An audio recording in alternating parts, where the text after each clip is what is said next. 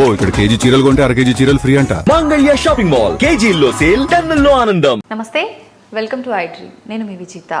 ప్రస్తుతం మనతో పాటు ఉన్నారు ప్రముఖ oncology surgeon doctor Mohan Vamsi గారు. ఇప్పుడు సార్తో మాట్లాడి అసలు క్యాన్సర్ ఎందుకు వస్తుంది, రెగ్యులర్గా క్యాన్సర్ వచ్చిన వాళ్ళలో అసలు ఎలాంటి సిమ్టమ్స్ తెలుస్తుంటాయి. మామూలుగా మనందరికీ తెలుసు క్యాన్సర్ వచ్చిన వాళ్ళు కొంతమంది లాస్ట్ స్టేజ్ వరకు మనకు తెలియదు, సడన్గా మనకు బయటపడుతుంది. నిజంగా ప్రతి ఒక్కరిలో కూడా అలాంటి లక్షణమే ఉంటుందా, లేదు మామూలుగా ముందుగానే మనం కొంచెం అబ్జర్వేషన్ కనుక చేస్తే తెలుసుకునే అవకాశం ఉంటుందా, అసలు క్యాన్సర్ ఎందుకు వస్తుంది, ఇలాంటి ఆసక్తికర విషయాలన్నీ ఇప్పుడు సార్తో మాట్లాడి తెలుసుకుందాం. నమస్కారం సార్. నమస్తే అండి. సార్, సాధారణంగా క్యాన్సర్ వచ్చిన వాళ్ళలో మనకు సిమ్టమ్స్ ఏమీ తెలియదు సార్ ముందుగానే. సడన్గా అప్పటికప్పుడు 4th స్టేజ్ అంటుంటారు, 3rd స్టేజ్ అంటుంటారు. నిజంగా క్యాన్సర్లో ఎన్ని స్టేజెస్ ఉంటాయి సార్? మనం ఏ స్టేజ్లో కనుక గుర్తించగలిగితే ప్రాణాలని కాపాడే అవకాశం ఉంది? జనరల్గా క్యాన్సర్ని మనం 4 స్టేజెస్గా డివైడ్ చేస్తుంటామండి. ఓకే. స్టేజ్ 1, 2, 3, 4. స్టేజ్ 4 అంటే అడ్వాన్స్డ్ క్యాన్సర్, అంటే ఒక ఆర్గన్లో పుట్టి ఇంకొక ఆర్గన్కి పాకినట్టయితే స్టేజ్ 4 అంటాం. స్టేజ్ 1 అంటే అర్లీగా డయాగ్నోస్ చేసినట్టు. ఓకే. సో స్టేజ్ 1లో కనుక డయాగ్నోస్ చేస్తే క్యూర్ అయ్యే అవకాశాలు ఎక్కువగా ఉంటాయి. 1లోనే. బట్ చాలాసార్లు ఇంతకుముందు మనం క్యాన్సర్ వార్నింగ్ సిగ్నల్స్ గురించి కూడా చాలాసార్లు డిస్కస్ చేసాము. క్యాన్సర్ చాలాసార్లు ఇస్ అ సైలెంట్ కిల్లర్ అండి. ఎవ్రీడే ఐ సీ, రోజు పాస్ట్ 5 డేస్గా just low grade pain in the right upper abdomen. ఇవాళ మార్నింగ్ వచ్చారు, మార్నింగ్ 8-year-old మ్యాన్.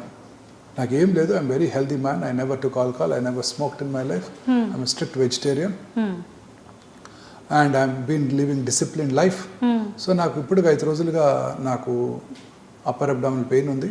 సడన్గా నేను డయాగ్నోస్కి డాక్టర్ గారి దగ్గరికి వెళ్తే అల్ట్రాసౌండ్ చేసి 4th స్టేజ్ క్యాన్సర్ ఉందన్నారు. So that's there lot of cancers which are silent అండి. అంటే ఉదాహరణకి స్టమక్లో ఫుడ్ పాసేజ్లో కాకుండా పక్కకు వచ్చింది అనుకోండి, గ్రేటర్ కర్వేచర్ పక్కకు వచ్చింది అనుకోండి, it doesn't cause any symptoms, ఏముండవు. ఫుడ్ మామూలుగా వెళ్ళిపోతుంటుంది, అది శరీరంలో ఇతర భాగాలు పాకినాకే తెలుస్తుంది. ఈ పర్టికులర్ పేషెంట్లో రైట్ కోలంలో క్యాన్సర్ వచ్చిందండి. రైట్ కోలంలో క్యాన్సర్ వచ్చి లివర్కి పాకిపోయింది. ఏమి సిమ్టమ్స్ ఉండవు దాంట్లో, ఏముండవు. ఆ కోలంలో ఉన్న అల్సర్ ఏదో కొంచెం బ్లీడింగ్ కలిగిస్తుంది. ఆ బ్లడ్ ఏమవుతుంది, రైట్ కోలంలో లిక్విడ్ మోషన్ ఉంటుంది, చక్కగా పాస్ అయిపోతుంది. ఆ బ్లడ్ దాంట్లో మిక్స్ అయిపోతుంది, కనపడి కూడా కనపడదు మోషన్లో బయటకు వచ్చినప్పుడు. అదే లెఫ్ట్ సైడ్ కోలంలో క్యాన్సర్ వస్తే బ్లడ్ కనబడుతుంది, డాక్టర్ దగ్గర పరిగెత్తుకు వస్తారు. రైట్ సైడ్లో అది కనబడదు. సో లెఫ్ట్ సైడ్ కోలన్ కొంచెం నేరోగా ఉంటుంది, మోషన్ ఏమో హార్డ్గా ఉంటుంది. సో అందువల్ల అడ్డం పడవచ్చు, సో పెయిన్ రావచ్చు, మోషన్లో బ్లడ్ పడవచ్చు. ఇందులో అవి కూడా ఉండవు. రైట్ సైడ్ సైలెంట్ కిల్లర్ అది. సో చాలా క్యాన్సర్స్ ఇలానే మేనిఫెస్ట్ చేస్తుంటాయండి, నొప్పి కలిగించావు, ఎవరు డాక్టర్ దగ్గరికి రారు. ఇప్పుడు ఉదాహరణ బ్రెస్ట్ క్యాన్సర్ కూడా చాలా మంది స్త్రీలు రోజు ఇప్పటికీ ఎంత అవేర్నెస్ మన ఇద్దరం అన్ని ఛానల్స్ వాళ్ళు అనేక న్యూస్ మీడియాలోను అనేక రకాలుగా క్యాన్సర్ మీద ఎంత అడ్వర్టైజ్మెంట్ చేస్తున్నప్పటికీ కూడా, ఇన్ఫర్మేషన్ ఇస్తున్నప్పటికీ కూడా, ఇప్పటికీ కూడా 50% of breast cancer patients, urban ఏరియాలో నివసిస్తున్న బ్రెస్ట్ క్యాన్సర్ పేషెంట్స్ కూడా లేట్ స్టేజ్లోనే డాక్టర్ దగ్గరికి వస్తున్నారు. ఏంటంటే నెగ్లెక్ట్ చేస్తారు. మన స్త్రీలకు ఉండే సహజమైన సిగ్గు, మన లేడీస్ కూడా వాళ్ళ పిల్లలకో భర్తకో వస్తే డాక్టర్ దగ్గర తీసుకొస్తారు తప్ప వాళ్ళకి వాళ్ళు రారు. అది మెయిన్ ప్రాబ్లం. పెద్దగా పెరిగిన దాకా రారు. బ్రెస్ట్లో కూడా చూస్తుంటారు, 6 నెలల నుంచి కనబడుతుందండి అంటారు, నొప్పి లేదు కదా తగ్గిపోతుంది, అశ్రద్ధ చేశాను అంటారు. నొప్పి లేని గడ్డలే ప్రమాదకరం. సో ఇట్లా మన శరీరంలో ఎటువంటి మార్పును కూడా అశ్రద్ధ చేయకూడదండి. అతి చిన్న మార్పును కూడా అశ్రద్ధ చేయకూడదు. రోజు మార్నింగ్ 4 ఇడ్లీలు తింటాం బ్రేక్ఫాస్ట్కి, 2 తినగానే పొట్ట ఫుల్ అయింది అనుకోండి, వెంటనే వచ్చేయాలి డాక్టర్ దగ్గరికి. Unexplained weight loss of appetite, distaste for food, అంటే తినబుద్ధి కాదు, తిన్న టేస్ట్ సరిగా తెలియదు, వెంటనే మనం వెళ్ళి చెక్ చేసుకోవాలి ఆంకాలజీ దగ్గరికి వెళ్ళి. సో క్యాన్సర్ ర్యాపిడ్గా పెరిగిపోతుందండి, క్యాన్సర్ ఇన్సిడెన్స్ ర్యాపిడ్గా పెరిగిపోతుంది. 2002లో నేను బసవతారకం క్యాన్సర్ హాస్పిటల్ డైరెక్టర్గా టేక్ ఓవర్ చేసినప్పుడు అక్కడ 45 పేషెంట్స్ ఉండేవారు, ఒక అబౌట్ 12-15 ఇన్ పేషెంట్స్ ఉండేవారు, అవుట్ పేషెంట్ 45. ఇవాళ 45 క్యాన్సర్ హాస్పిటల్స్ ఉన్నాయి. అప్పుడు అదొక్కటే ప్రైవేట్ క్యాన్సర్ హాస్పిటల్. ఇప్పుడు 45 ప్రైవేట్ క్యాన్సర్ హాస్పిటల్స్ ఉన్నాయి, ఒక్క చోట బెడ్ ఖాళీ లేదు. చూడండి ఎంత ర్యాపిడ్గా పెరిగిపోతుంది క్యాన్సర్ ఇన్సిడెన్స్. సో అందుకని మనం ఈ క్యాన్సర్ వార్నింగ్ సిగ్నల్స్ మీద అవగాహన పెంచుకోవటం, ఎటువంటి మార్పు మన బాడీలో ఉన్నా వెంటనే మనం డాక్టర్ గారిని కలవటం, ఫ్యామిలీ ఫిజిషియన్ కలవటం. వారు ఒకసారి ఎగ్జామిన్ చేసి అవసరమైతే వారు స్పెషలిస్ట్కి రిఫర్ చేయడం జరుగుతుంది. మనకు క్యాన్సర్ ఏ స్టేజ్లో ఉన్నా మనం ఐడెంటిఫై చేయగలిగితే ఆ ట్యూమర్ని తీసేయగలిగే అవకాశం ఉంటుందా సార్, లేదంటే ట్రీట్మెంట్ చేయొచ్చు అంటారా? ట్రీట్మెంట్ చేయవచ్చు madam, depending on the stage cancer treatment ఆధారపడి ఉంటుంది. సాలిడ్ ట్యూమర్స్, ఉదాహరణకి సాలిడ్ ట్యూమర్స్ అంటే మన స్కాల్ప్ నుంచి కాలు చిటికన వేలు వరకు సాలిడ్ ఆర్గన్స్, బ్రెస్ట్ కానివ్వండి, ప్యాంక్రియాస్ కానివ్వండి, లివర్ కానివ్వండి, నోస్ కానివ్వండి, స్కిన్ కానివ్వండి, ఐ కానివ్వండి, సాఫ్ట్ టిష్యూస్ కానివ్వండి, అర్లీగా డయాగ్నోస్ చేస్తే సర్జరీ చేయడం ద్వారా క్యాన్సర్ని క్యూర్ చేయవచ్చు. చాలా మందిలో ఒక అపోహ ఉంది, సర్జరీ అనగానే ఏంటి సార్ కత్తి పెడితే క్యాన్సర్ పెరిగిపోద్దంటే కదా అని. అది అపోహ మాత్రమే. క్యాన్సర్ని సర్జరీ చేయడం ద్వారానే క్యూర్ చేయగలం, ఇంకే ఇతర చికిత్స ద్వారా క్యూర్ చేయలేము. సాలిడ్ ట్యూమర్స్లో. అదే హిమటలాజికల్ మెలిగ్నెన్సీస్, బ్లడ్ క్యాన్సర్స్లో కీమోథెరపీ, టార్గెటెడ్ థెరపీస్, ఇమ్యూనోథెరపీ ద్వారా వాటిని క్యూర్ చేయడానికి అవకాశం ఉంది. సో సాలిడ్ ట్యూమర్స్ ఎక్కడొచ్చినా, బాడీలో ఎక్కడొచ్చినా కూడా అర్లీగా డయాగ్నోస్ చేస్తే సర్జరీ చేయడం ద్వారా క్యూర్ చేయవచ్చు. ఒకవేళ లేట్గా కనుక్కుంటే, ఉదాహరణకి హెడ్ అండ్ నెక్ క్యాన్సర్ లేట్గా కనుక్కున్నాం, ముందుగా కీమోథెరపీ కానీ లేదా కీమో రేడియేషన్ కానీ ఇచ్చి దాన్ని డౌన్ సైజ్ చేసి ఆ తర్వాత మనం ఆపరేషన్ చేయడం జరుగుతుంది. అంటే తక్కువ పరిమాణం స్టేజ్ డౌన్ సైజ్ చేసి, పెద్ద ట్యూమర్ ఉంది 6 సెంటీమీటర్స్, స్కిన్ అంతా ఇన్వాల్వ్ అయిపోయింది, కీమో రేడియేషన్ ఇస్తే ముందు కరిగిపోతుంది చాలా వరకు, ఆ తర్వాత సర్జరీ చేయడం జరుగుతుంది. అలాగే గ్యాస్ట్రిక్ క్యాన్సరు, స్టమక్ క్యాన్సర్, వెనకాల పక్కన ఉన్న ఆర్గన్స్ ప్యాంక్రియాస్కి, లివర్కి అతుక్కున్నట్టయితే అప్పుడు మనం కీమోథెరపీ ఇచ్చి డౌన్ సైజ్ చేసి తర్వాత ఆపరేషన్ చేయడం జరుగుతుంది. రెక్టల్ క్యాన్సర్ లేట్గా కనుక్కున్నాము, ముందుగా రేడియేషన్ కీమో ఇచ్చి తగ్గించి తర్వాత సర్జరీ చేయడం జరుగుతుంది. So cancer treatment is a team work. Surgical oncologist, medical oncologist, radiation oncologist, pathologist is the key person. Pathologist plays very major role. అసలు ఇది ఏ రకమైన క్యాన్సర్, ఏ ట్రీట్మెంట్కి లొంగుతుంది, ఎక్కడ ఆరిజినేట్ అయింది, దాని బిహేవియర్ ఎలా ఉంటుంది అని వర్క్ చేయాలి. పెథాలజిస్ట్ చెప్తారు. తర్వాత రేడియాలజిస్ట్, వెరీ ఇంపార్టెంట్ పర్సన్. ఈ ట్యూమర్ లోకలైజ్డ్గా ఉందా, ఇందాక నేను స్టమక్ క్యాన్సర్ వెనకాల ఉన్న ప్యాంక్రియాస్ కతుక్కుందా, లివర్ కతుక్కుందా ఆయన చెప్తారు. తెలిసిపోతుందా సార్ టెస్ట్ లో? రేడియాలజిస్ట్ సిటీ స్కాన్, పెట్ సిటీ స్కాన్ లో తెలిసిపోతుంది. అలాగే ఇప్పుడు కొత్తగా న్యూక్లియర్ మెడిసిన్ స్పెషలిస్ట్, పెట్ సిటీ స్కాన్, ఇప్పుడు కొత్తగా డిజిటల్ పెట్ సిటీ అందుబాటులోకి వచ్చింది, డిజిటల్ పెట్ఎంఆర్ అందుబాటులోకి వచ్చింది ఇండియాలో ఫస్ట్ టైం హైదరాబాద్లో. ఈ డిజిటల్ పెట్ఎంఆర్ ద్వారా brain tumours, head and neck cancers, liver, pancreatic, తర్వాత rectal cancers, prostate, urinary bladder cancers, ovarian cancer, అలాగే ఎక్స్ట్రిమిటీస్ అంటే కాళ్ళు చేతుల్లో వచ్చే సాఫ్ట్ టిష్యూ ట్యూమర్స్, వీటన్నిటి చాలా అక్యురేట్గా స్టేజ్ చేయడానికి అవకాశం ఏర్పడింది. ఇవన్నీ చాలా ఎక్స్పెన్సివ్ ఉంటాయి. ఎక్స్పెన్సివ్ ఇన్వెస్టిగేషన్ అండి, వెరీ ఎక్స్పెన్సివ్. ఆ PET MR machine cost about $4 million. దాని యాన్యువల్ మెయింటెనెన్స్ కాంట్రాక్టే $500,000. But they are very useful without any radiation exposure. CT స్కాన్లోను, పెట్ సిటీ స్కాన్లోను రేడియేషన్ ఉంటుంది, దీంట్లో ఉండదు. So modern medicine is prohibitively expensive madam. ఈ మెషిన్స్ అన్ని imported. On top of it government of India 31% tax impose చేస్తుంది. Life saving equipment కూడా. ఈ digital PET MR is a very important investigation, very useful. Delhi నుంచి, బాంబే నుంచి వస్తున్నారు పేషెంట్స్ హైదరాబాద్కి పెట్ఎంఆర్ చేయించుకోవడానికి. 31% ట్యాక్స్. అంటే మనం $1 million కొన్నామంటే మళ్ళీ 31 lakhs ట్యాక్స్ కట్టేయాలి. అంతే, ఎక్కువ అండి. చాలా ఎక్కువ. 1 crore కి 31 lakhs ట్యాక్స్. 1 crore rupees పెట్టి ఎక్విప్మెంట్ కొంటే 31 lakhs ట్యాక్స్ కట్టాలి ఎక్స్ట్రా. సార్, రేడియేషన్, కీమోథెరపీ అనగానే చాలా వరకు పేషెంట్లే కాదు వాళ్ళ ఇంట్లో వాళ్ళు కూడా అమ్మో అని భయపడుతూ ఉంటారు. చాలా పెయిన్, నరకం, అది ఇంకా మనం భూమి మీద ఉండగానే నరకం అనుభవిస్తున్నట్టే అని చెప్పి. ఇది నిజమే అంటారా సార్? అపోహ? ఇది పూర్తిగా అపోహ మాత్రమే మేడం, పూర్తిగా అపోహ మాత్రమే. మనం ఎంతమంది సెలబ్రిటీస్ని చూసి చూడలేదండి. మనం మధ్య డిస్కస్ కూడా చేసాం. సోనాలి బింద్రేజీ, మనీషా కొయిరాలా, వాళ్ళందరూ కీమోథెరపీ తీసుకునే కదండి క్యూర్ అయిపోయింది వాళ్ళకి. సోనాలి బింద్రే గారు కీమోథెరపీ, ఇమ్యూనోథెరపీ అని తీసుకుంటున్నారు. కీమోథెరపీ తీసుకున్నప్పుడు ఏమన్నా చూసారు వాళ్ళే, హంసానందని గారు ఎంత స్పోర్టివ్గా వాళ్ళు షేవెన్ హెడ్ చూపించారు, హెయిర్ లైన్ హెడ్. ఇంత సెలబ్రిటీస్. నిన్నండి ఒక చిన్న అమ్మాయి హీనా ఖాన్ అంట. So she's a popular Hindi movie artist అంటండి, టీవీ ఆర్టిస్ట్ కూడా అన్నట్టండి. She actually before starting chemotherapy she shaved her head. వాళ్ళ మదర్ ఏడుస్తున్నారు పాపం. ఈ అమ్మాయి చాలా స్మైల్ చేస్తూ, చాలా ఇచ్చేస్తూ వాళ్ళ మదర్ని కన్సోల్ చేస్తున్నారు. ఎంత హార్ట్నింగ్ గా ఉండేదోనండి. నిజంగా వాళ్ళు వీళ్ళకి ధైర్యం చెప్పాల్సింది పోయి తను, ఈ అమ్మాయి తల్లికి ధైర్యం చెప్తోంది, మనకు కూడా ధైర్యం చెప్తోందండి. నిజంగానే సార్. అసలు ఎంత చూడండి, అసలు ఇప్పుడు ఎంతోమంది హెయిర్ పోతుందా డాక్టర్ గారు? Hmm. హౌస్ ఇంట్లో ఉండే మగవాళ్ళు ఆడవాళ్ళు కూడా అవును. హెయిర్ పోతుందా డాక్టర్ గారు? ఫస్ట్ అడుగుతారు, చూడండి అమ్మాయి అందవిహీనంగా కనిపిస్తాం హెయిర్ లేకపోతే అనే ఒక ఇది మైండ్ సెట్ లో ఉండిపోయారు. సెలబ్రిటీ చూడండి అమ్మాయి అవును. సెలూన్లో ఆ హెయిర్ కట్ చేస్తున్నప్పుడు అది వీడియో చేసి పోస్ట్ చేసింది అమ్మాయి. Okay. I was really moved. Hair పోయినా మళ్ళీ వస్తుంది సార్. మనం ఎంతసేపు స్ట్రాంగ్ గా ఉండి హెల్త్ ని కాపాడుకోవాలి. తల్లిగారు ఏడుస్తుంటే తల్లిగారిని కన్సోల్ చేస్తుంది వాళ్ళ అమ్మగారిని. అసలు ఎంత హార్ట్నింగ్ గా ఉండింది అనండి. I was really moved. చాలా తక్కువ మంది ఉంటారు నేను చూసాను ఆ వీడియో. అసలు యాక్చువల్లీ మీతో షేర్ చేసుకోవాలి అది. మీరు కూడా దాన్ని పోస్ట్ చేయాలి తప్పకుండా సార్ మీ మీడియాలో. ఐ డ్రీమ్ వెరీ ఇంపార్టెంట్ అండి. అసలు అలా ధైర్యంగా ఉంటేనే క్యాన్సర్ని గెలుస్తామండి.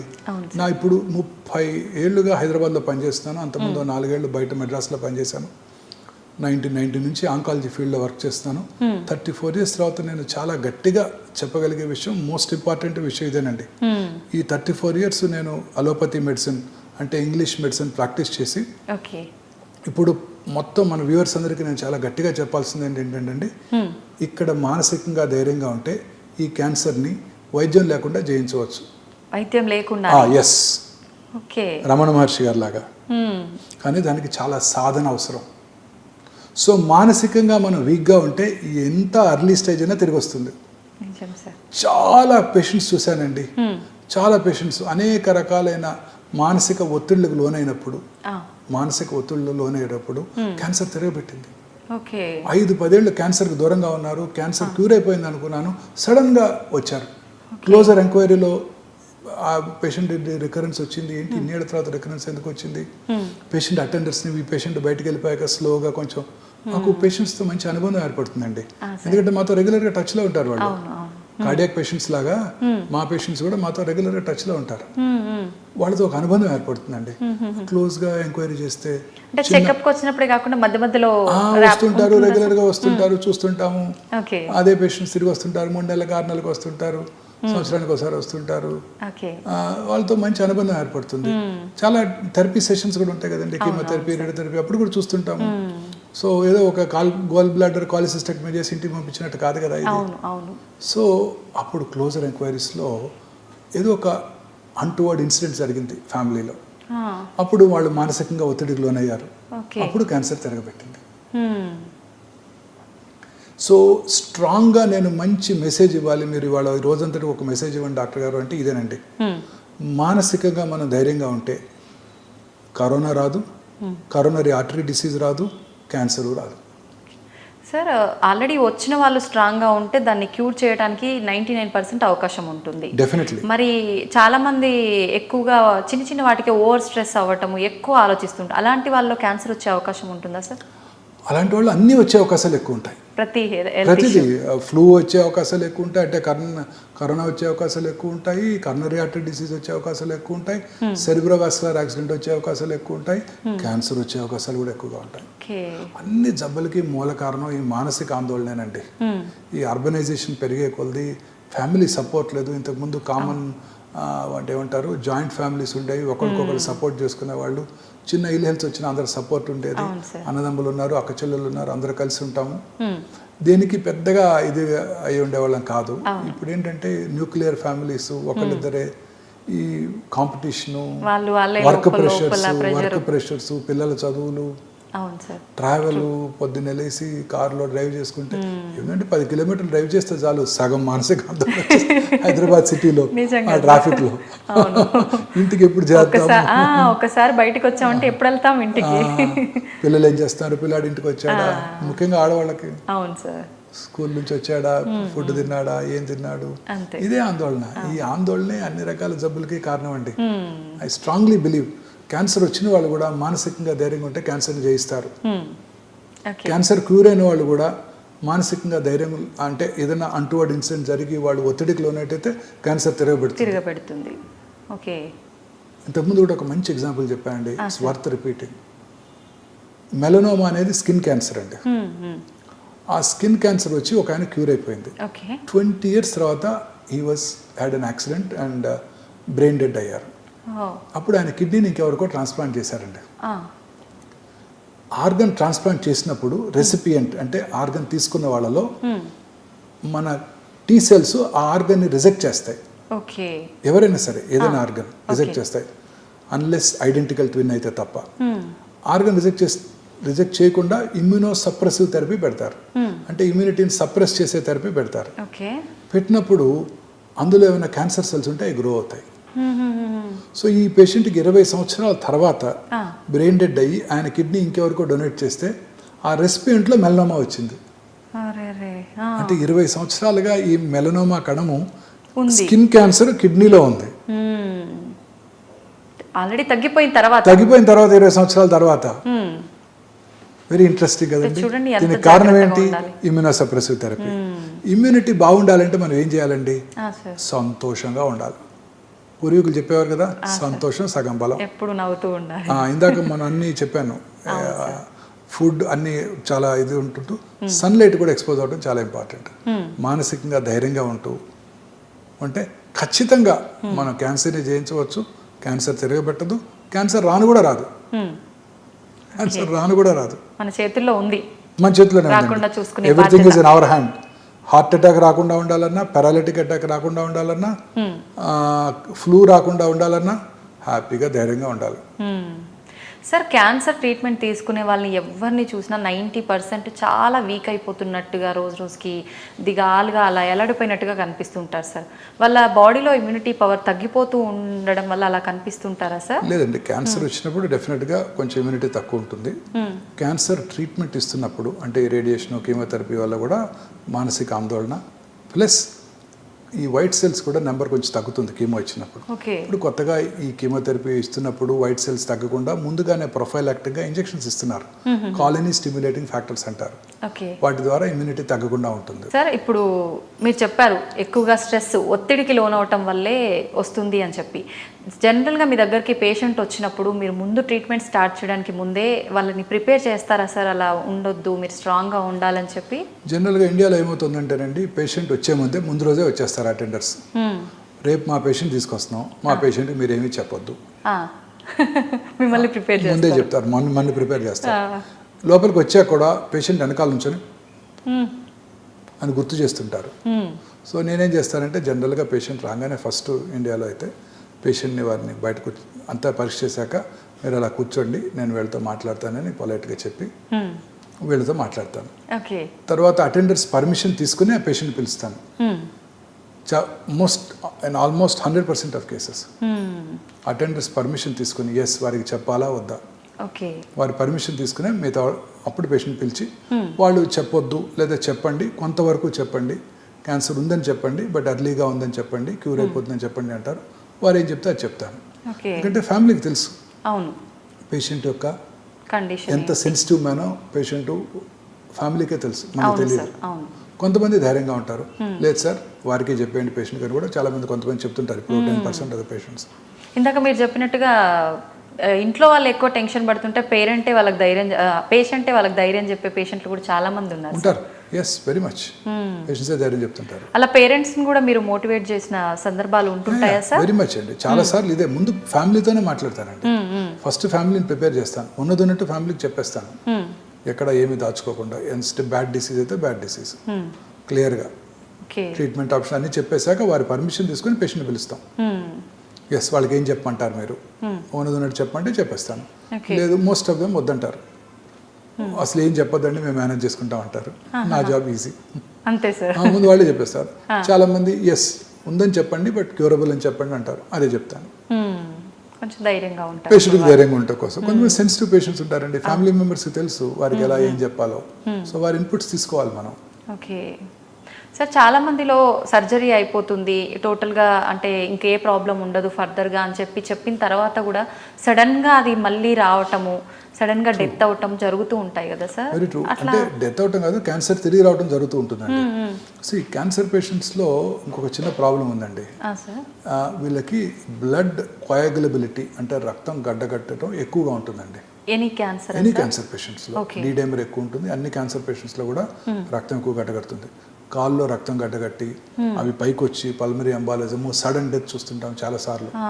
కర్నరీ ఆర్టరీ డిసీజ్ చూస్తుంటాము చాలాసార్లు పోస్ట్ ఆపరేటివ్ టైంలోను. ఆ తర్వాత కూడా కీమోథెరపీ తీసుకుంటున్నప్పుడు రేడియేషన్ తీసుకున్నప్పుడు చాలా మందిలో సెర్బ్రో వాస్కులర్ యాక్సిడెంట్ అంటే బ్రెయిన్లో రక్తం గడ్డగట్టడం, ఇన్ఫాక్ట్ రావటం, పెరాలసిస్ రావటం చాలా కామన్గా చూస్తుంటామండి ఇవి. క్యాన్సర్ పేషెంట్స్లో అందరిలో కూడా ఈ హైపర్ కోయాగులబుల్ స్టేట్ అంటారు. వీళ్ళలో ఈ కాళ్ళలో కానీ హార్ట్ బ్లడ్ వెసల్స్లో కానీ బ్రెయిన్ వెసల్స్లో కానీ రక్తం గడ్డగట్టడం చాలా కామన్గా చూస్తుంటాం. చాలా కామన్ ఇది. సో వాళ్ళలో సడన్గా డెత్ చూస్తుంటాం. అలాగే క్యాన్సర్ పేషెంట్స్లో ఇంకొక వెరీ ఇంపార్టెంట్ థింగ్ అండి.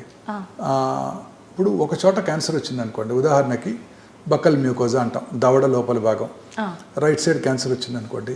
అదే పేషెంట్లో 2 ఏళ్ల తర్వాత, 5 ఏళ్ల తర్వాత, 6 నెలల తర్వాత ఆపోజిట్ సైడ్ వచ్చే అవకాశాలు కూడా ఎక్కువగా ఉంటాయి. ఇదంతా ఒకటే ఏరియా కదండి. ఏదైతే కారణాల వల్ల ఇక్కడ క్యాన్సర్ వచ్చిందో అదే కారణాలు ఇదంతా కూడా ఉంటాయి కదా. సో బకల్ మ్యూకోజాలో క్యాన్సర్ వస్తే అంగటి మీద, నాలుక మీద, కొండ నాలుక మీద, ఆపోజిట్ సైడ్ బకల్ మ్యూకోజా మీద, ఫ్లోర్ ఆఫ్ మౌత్ లోను, లిప్స్ లోను కూడా, ఫారింగ్స్ లోను అంటే అన్నవాహికలోను వచ్చే అవకాశాలు ఎక్కువ ఉంటాయి కదా. సేమ్ ఏరియా కదండి. సో పేషెంట్స్ ఇదే చెప్తుంటాను. రామగుండంలో బొగ్గు దొరికితే పక్కన ఉన్న గోదావరి కని, మంచిర్యాల, బెల్లంపల్లి, పెద్దపల్లి, రామకృష్ణపూర్లో కూడా బొగ్గు దొరుకుద్ది. దుబాయ్లో పెట్రోల్ దొరికితే Muscat, Abu Dhabi, Bahrain, Kuwait, Basra, టెహరాన్లో కూడా పెట్రోల్ దొరుకుతుంది. సో పాత క్యాన్సర్ తిరిగి రావడమే కాకుండా కొత్త క్యాన్సర్ రావడాన్ని వాళ్ళు ఐడెంటిఫై చేసుకోవాలి. ముఖ్యంగా ఓరల్ క్యాన్సర్స్, బ్రెస్ట్ క్యాన్సర్ కూడా commonest risk factor for breast cancer ఏంటంటే, first risk factor already breast cancer వచ్చి ఉండటం. ఒక సైడ్ వస్తే రెండో సైడ్ వచ్చే అవకాశాలు ఎక్కువగా ఉంటాయి. అలాగే పెద్ద పేగులో రైట్ సైడ్ కోలంలో వస్తే లెఫ్ట్ సైడ్ కోలంలోను, ట్రాన్స్వర్స్ కోలంలోను, రెక్టం దగ్గర వచ్చే అవకాశాలు కూడా ఎక్కువగా ఉంటాయి. సో పాత క్యాన్సర్ తిరిగి రావటమే కాకుండా కొంత క్యాన్సర్ రావటాన్ని కూడా ముందుగా గ్రహించాలి, వాటిని ముందుగా గుర్తించాలి. చాలా ఈజీ అవుతుంది, అంతే కదా, ఎర్లీగా పట్టుకుంటే. అందుకే వీళ్ళందరినీ రెగ్యులర్గా పిలుస్తుంటాము.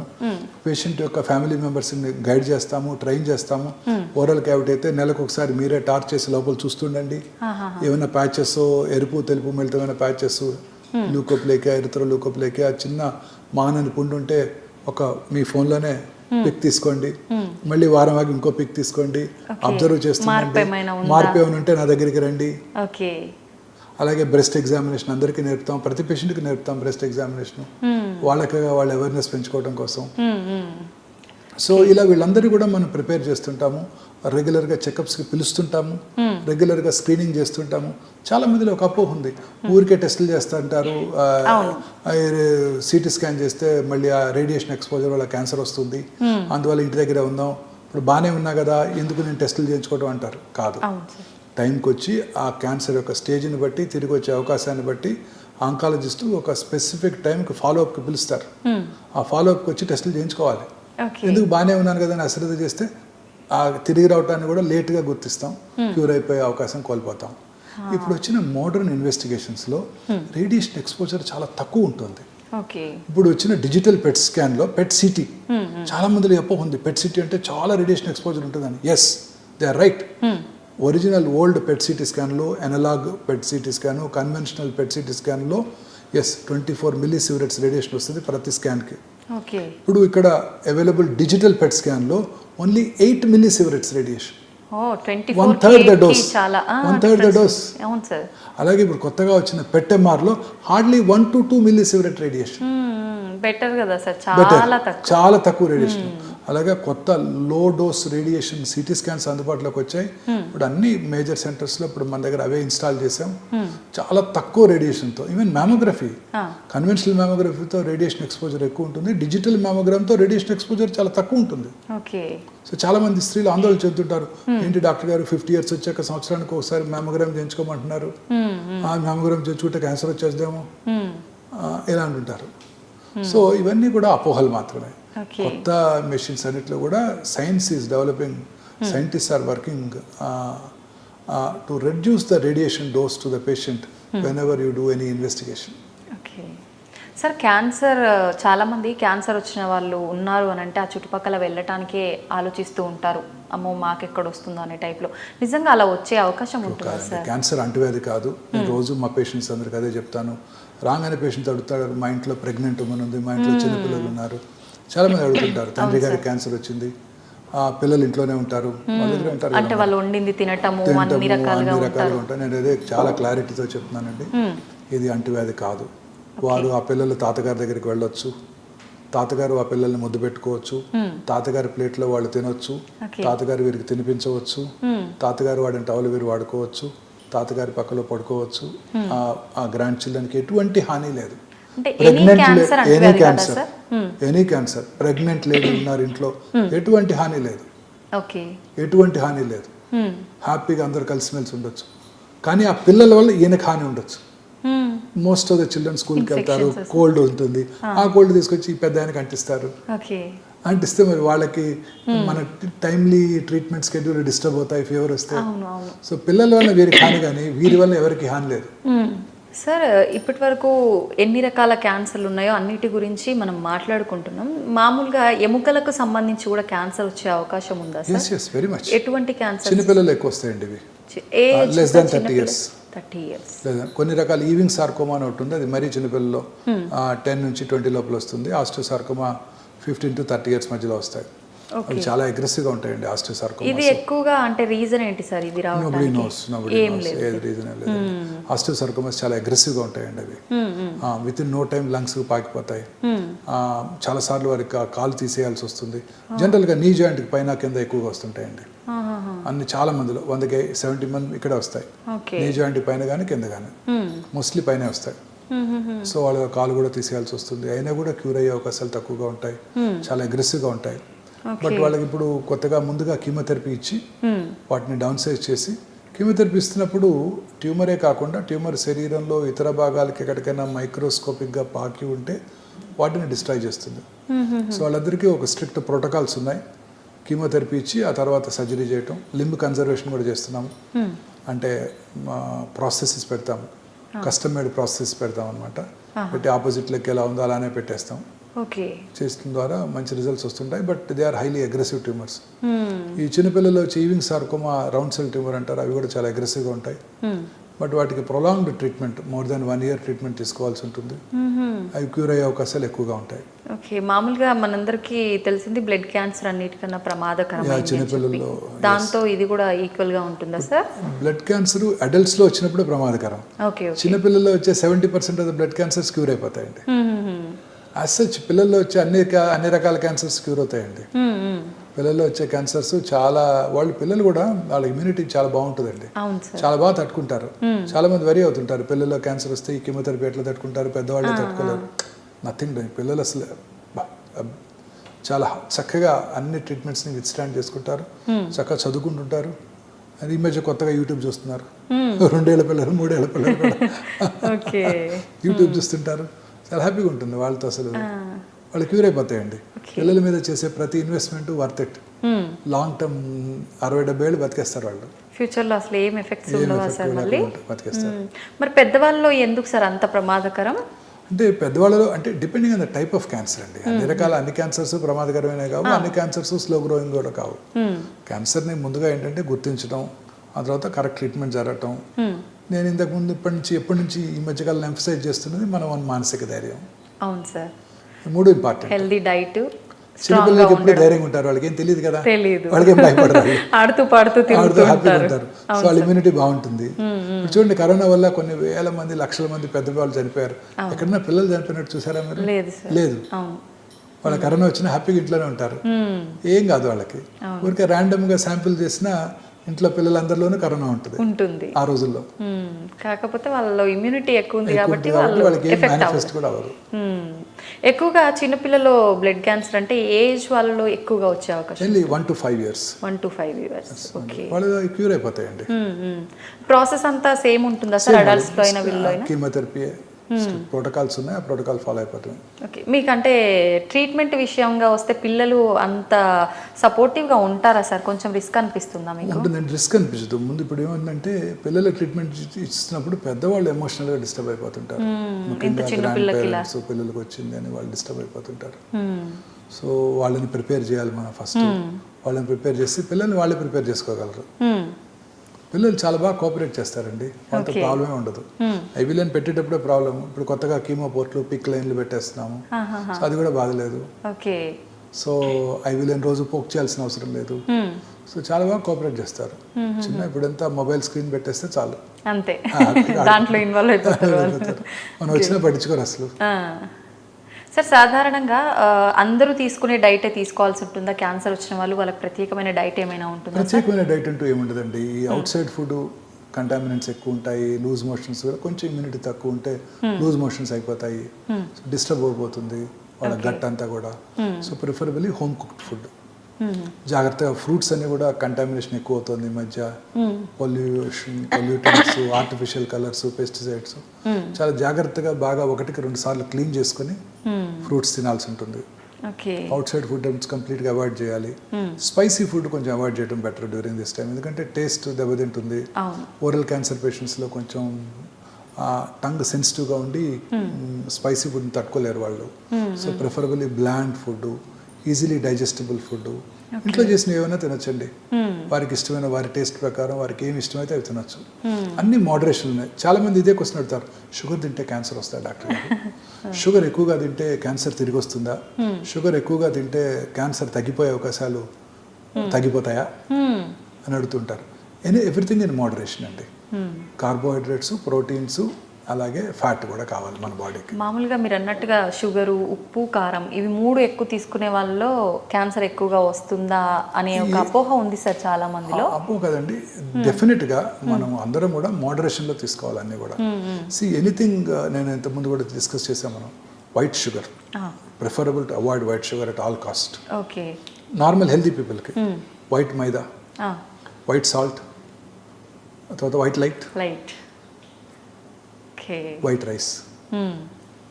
వైట్ రైస్ కూడా వైట్ శాంతానికి చిహ్నం అంటాం, కానీ ఆరోగ్యం విషయానికి వచ్చేసరికి వైట్ రైస్ అంతా పాలిష్ రైస్ అండి, ప్లెయిన్ కార్బోహైడ్రేట్. సో అందుకని ఇవన్నీ కూడా మనం మంచిగా కావు. దంపుడు బియ్యము, పార్బాయిల్ రైస్ అవి తీసుకోవాలి. మైదా బదులు జొన్న పిండి, గోధుమ పిండితో చేసుకోవాలి. తర్వాత రాత్రిపూట ఎక్కువ వర్క్ చేసే వాళ్ళలో, నైట్ టైం ఎక్కువ పనిచేసే వాళ్ళలో, కంపెనీస్, మన సాఫ్ట్వేర్ ప్రొఫెషనల్స్ అంతా కూడా నైట్ టైం పనిచేస్తుంటారు. వాళ్ళందరిలో కూడా ఈ వైట్ లైట్కి ఎక్కువ ఎక్స్పోజ్ అవటం, రాత్రిపూట వచ్చే మెలటోనిన్ హార్మోన్ ఉత్పత్తి తగ్గిపోవటం, వాళ్ళలో క్యాన్సర్ వచ్చే అవకాశాలు ఎక్కువ ఉంటాయి. రాత్రి ఎర్లీగా పడుకునే, లేట్గా పడుకునే వాళ్ళకన్నా ఎర్లీగా నిద్రపోయి పొద్దున్నే లేసే వాళ్ళలో క్యాన్సర్ వచ్చే అవకాశాలు చాలా తక్కువగా ఉంటాయి. అన్ని రకాల క్యాన్సర్స్ వాళ్ళలో ఎక్కువ. సో ఈ అర్బనైజేషన్ పెరిగే కొద్ది ఇదే జరుగుతుంది. రాత్రిపూట మనందరం, మీరు నేను కూడా లేట్గా వెళ్ళటం, ఆ తర్వాత మళ్ళీ ఫోన్ చూస్తూ యూట్యూబ్ మెసేజ్లు అన్ని ఆన్సర్ చేయటం, అన్ని ఒకసారి చెక్ చేసుకోవాలి, టీవీ చూడటం, రాత్రిపూట ఆర్టిఫిషియల్ లైట్స్, ఇవన్నీ కూడాను డెఫినెట్గా క్యాన్సర్ కారకాలేనండి. ప్రశాంతంగా రాత్రి 9 ఎర్లీగా డిన్నర్ చేసేసి 8-9 పడుకుని పొద్దున్నే 4 o'clock లేసాం అనుకోండి, ఎన్టీ రామారావు గారు లాగా 3 o'clock లేసేవారంటే, ఆయన 3కే లేసేవారంట. 3కి లేసి ఆయన యోగా, ఎక్సర్సైజ్ అన్నీ చేసి మార్నింగ్ ఎర్లీగా బ్రేక్ఫాస్ట్ చేసేవారు రామారావు గారు. ఇప్పుడు మార్చలేం సార్. అలా అంటే వాళ్ళకి ఏ క్యాన్సర్ రాదండి. అలా అంటే ఏ క్యాన్సర్ రాదు. చక్కగా హ్యాపీగా నిద్రపోయి మెలటోనిన్ హార్మోన్ ఉత్పత్తి అవుతుంది 1 గంట 2 గంటలకి. It has strong anti cancer properties. రాత్రిపూట బెడ్ లైట్ కూడా ఉండకూడదంట. హ్యాపీగా డార్క్లోనే పడుకోవాలి పూర్తిగా. ఒకవేళ పెట్టుకోవాల్సి వస్తే రెడ్ లైట్ కొంచెం, అంతే తప్ప అది భయంగా ఉన్న వాళ్ళకి పిల్లలు ఉంటే. అదర్వైజ్ నైట్ బెడ్ ల్యాంపే ఉండకూడదు. డార్క్లో పడుకుంటే ఆ మెలటోనిన్ హార్మోన్ కరెక్ట్గా ఉత్పత్తి అయ్యి అది it has strong anti cancer properties. అంటే కరెక్ట్గా ఏ టైంలో ఉత్పత్తి అవుతుంది అలా ఏమైనా? మీరు ఎర్లీగా పడుకుంటే 1 to 2 o'clock ఉత్పత్తి అవుతుంది. మీరు లేట్గా 11-12 పడుకుంటే అసలు ఉత్పత్తి అవ్వదు. ఓకే సార్, వాటర్ వల్ల కూడా ఇప్పుడు రకరకాల వాటర్స్ వచ్చాయి సార్. వాటర్ వల్ల, వాటర్ కలుషితం అవడం వల్ల కూడా క్యాన్సర్ వచ్చే అవకాశం ఉంటుంది. Any pollution madam, any pollution, అన్ని రకాల జబ్బులకు కారణం ఇదే కదండి. పొల్యూషన్, అన్ని రకాల పొల్యూటెంట్స్, వాటర్ ట్రీట్మెంట్ ఫెసిలిటీ, ఇవన్నీ కూడా క్యాన్సర్ కారకాలేనండి. మనకి మంచి వాటర్, ప్యూరిఫైడ్ వాటర్ తీసుకుంటే, మిల్క్ కూడా ఇప్పుడు అంతా కూడా వాళ్ళకి అనేక రకాలైన కెమికల్స్ వాడి, ఆక్సిటోసిన్ వాడి, వాటి ద్వారా వచ్చే మిల్క్, దాంట్లో ఉండే హార్మోన్స్, చాలా మంది పిల్లలకి అర్లీ మెనార్ష్ వచ్చేస్తుంది మిల్క్ తాగుతుంటే. సో అవన్నీ కూడాను, వీటన్నిటి వల్లే, ఈ అర్బనైజేషన్ వల్లే ఈ క్యాన్సర్స్ ఎక్కువ అవుతున్నాయి. సో అందరం కూడా మోడరేషన్లో తీసుకోవటం, సరి అయిన ఫుడ్, కార్బోహైడ్రేట్ 50%, ప్రోటీన్ ఒక 30%, ఫ్యాట్ కూడా మనకు అవసరమే 20%. అది కూడా హెల్దీ కార్బ్స్, వైట్ రైస్ లాంటివి కాకుండా హెల్దీ కార్బ్స్ తీసుకుంటూ, ఫ్రూట్ నుంచి వచ్చే కార్బ్స్ చాలా మంచివి అనమాట మనకి. హెల్దీ ప్రోటీన్, ఫ్యాట్స్ కూడా పాలీ అన్సాచురేటెడ్ ఫ్యాట్స్ అంటారు, పూఫా. పూఫా అంటే ఇవి చాలా హెల్దీ ఫ్యాట్స్ అనమాట. ఇవి డ్రై ఫ్రూట్స్లో ఎక్కువ ఉంటాయి, సన్ఫ్లవర్ సీడ్స్లోను, వాల్నట్స్లోను, సీ ఫిష్లో కూడా ఎక్కువ ఉంటాయి హెల్దీ ఫ్యాట్స్. ఇప్పుడు స్పానియార్డ్స్, జాపనీస్ ప్రపంచంలో ఎక్కువ కాలం బ్రతుకుతారు. స్పెయిన్లో 100కి 90 మంది 90 years బతికేస్తారు. మెడిటేరియన్ ఫ్రూట్స్ ఎక్కువ తింటారు వాళ్ళు. వాళ్ళు వాడే ఆలివ్ ఆయిల్, ఎక్కువ ఫ్రైస్ అవి తినరు, సీ ఫిష్ తింటారు. సో వాళ్ళలో చాలా హెల్దీగా ఉంటారు వాళ్ళ లైఫ్. జాపనీస్ కూడా ఎక్కువ కాలం బ్రతుకుతారు. సో హెల్దీ ఫుడ్ తీసుకుంటూ, రెగ్యులర్గా ఎక్సర్సైజ్ చేస్తూ, సన్లైట్కి ఎక్స్పోజ్ అవుతూ, లీన్ బాడీ మాస్ మెయింటైన్ చేస్తూ, దూరాల వాటికి దూరంగా ఉంటూ, టొబాకోస్మో, ఆల్కహాల్ కన్జంప్షన్కి దూరంగా ఉంటూ ఉన్నట్టయితే క్యాన్సర్ నుంచి కూడా దూరంగా ఉండొచ్చు. ఓకే, నిజంగా చాలా వాల్యుబుల్ ఇన్ఫర్మేషన్ అనే చెప్పొచ్చు సార్. మనం ఎప్పటికప్పుడు ఎంత అవేర్నెస్ కల్పించినా కూడా వీడియోల రూపంలో ఎక్కడో అక్కడ మనం కొత్తగా కేసులు పెరుగుతూనే ఉన్నాయి.